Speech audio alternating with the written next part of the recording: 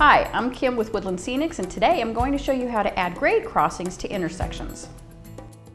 These grade crossings are designed to fit into the railroad tracks at an intersection. They come in two varieties, wood plank and steel plate. And they're available in three scales, N, HO, and O.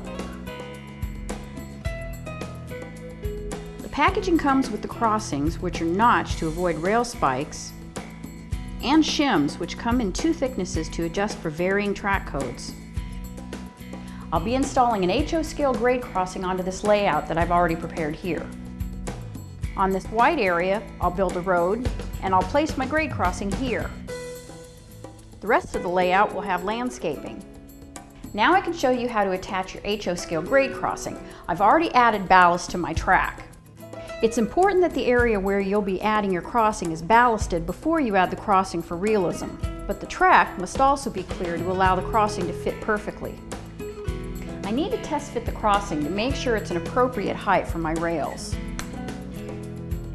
Grade crossings need to be installed lower than the rail height. Depending on the track code, it's sometimes necessary to use shims to lift the crossing. If the crossings need further adjustment, they can be sanded on the bottoms and the sides. To help make sure the crossing is lined up with the road, I'm going to place this tape to help guide where I place the pieces. Now I'm going to carefully glue them into place using superglue. Another important step is to make sure that the inner crossing is centered to allow plenty of clearance for the wheels. The outer pieces need to be placed tight against the rail.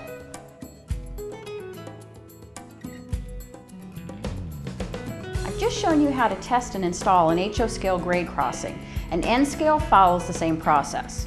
Now, I'm going to build my road and add landscaping.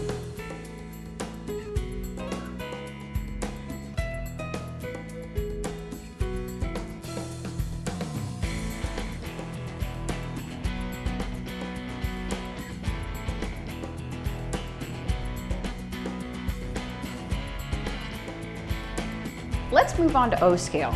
I'm going to show you the process for attaching a two-rail crossing. O scale grade crossings are a different process than the smaller scales because they come in pieces that must be assembled. The first step is to assemble the center crossing. The crossing comes with spacers in the packaging to be used specifically for a two-rail track.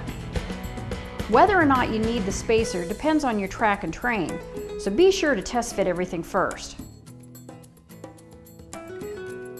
I'll need to glue the center pieces together, then allow them to dry. Here, the ballast is higher than the track ties, preventing the center crossing from sitting level. I'll just sand the area flat. Now it sits flat, but could be higher, so I'll have to add shims. O-scale shims need to be cut. I'll measure 3/4 of an inch for the intersections and 1/4 inch for outer section. I'll score along my measurements and snap the shims apart.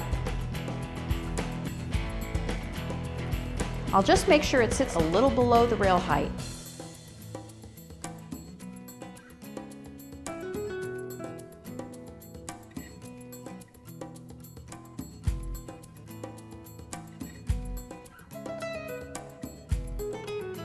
Like HO, I need to make sure that the crossing is centered before setting it.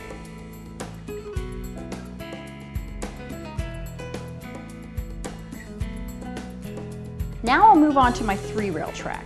Since it's the same track code as my two-rail, I already know that I'll need shims. I'll need to measure my shims to be 1/4 of an inch for the inner and outer sections. Again, I'll score and snap them.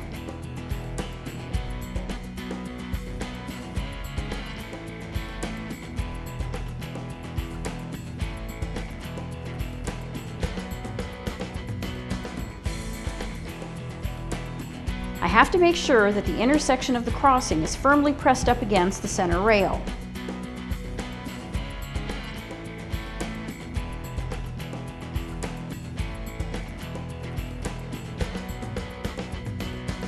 I I've now shown you how to attach grade crossings and intersections to your layout. I hope you enjoyed this video.